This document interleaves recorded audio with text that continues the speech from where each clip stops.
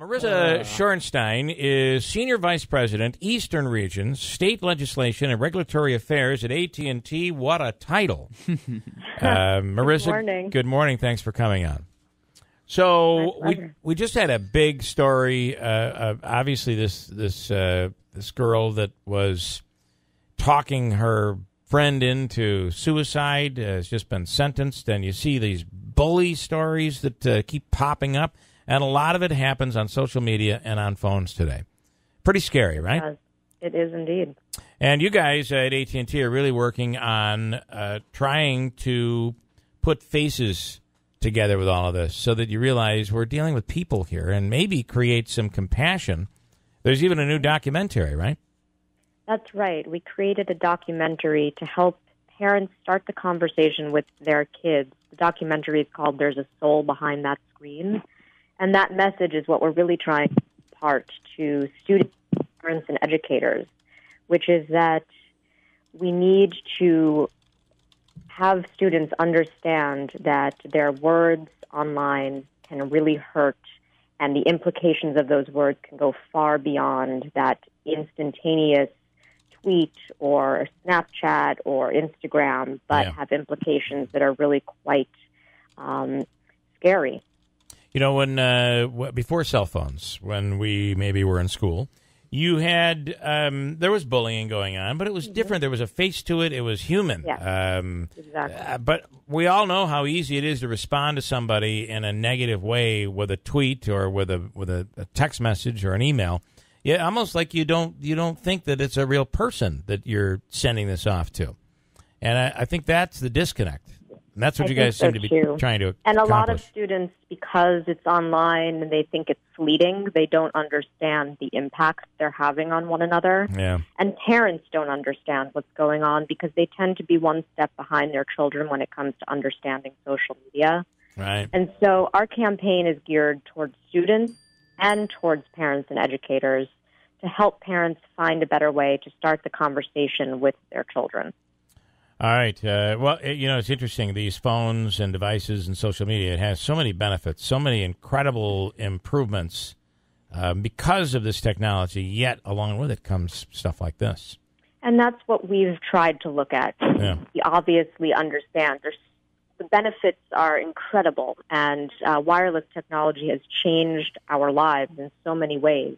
But we're trying to look for ways where we can help consumers understand where those negatives might come in. That's why we started the texting and driving campaign and why we've now moved to the bullying campaign as well. All right, what tips do you give to people and parents and even kids? Well, first and foremost, parents need to understand how their children are using social media.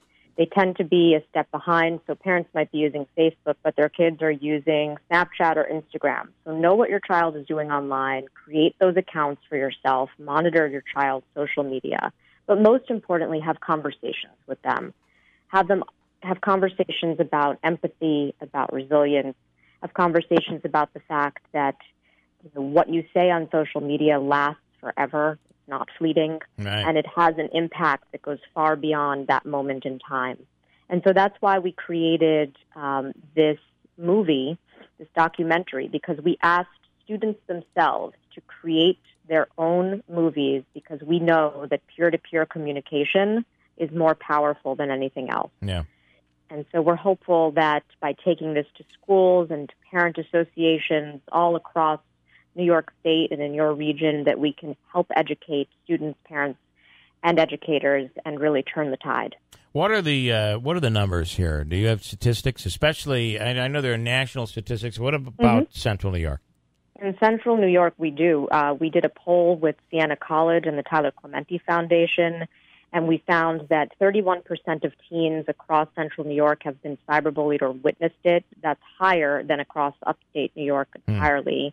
We know that 1 of every 5 parents say their child has been bullied online, and that virtually all parents and 90% of teens agree that cyberbullying is a serious problem. We know that 56% of teens and more than half of parents have witnessed cyberbullying, and a third of teens say their friends have been cyberbullied, and more than that, 42% know other teens that have suffered online bullying.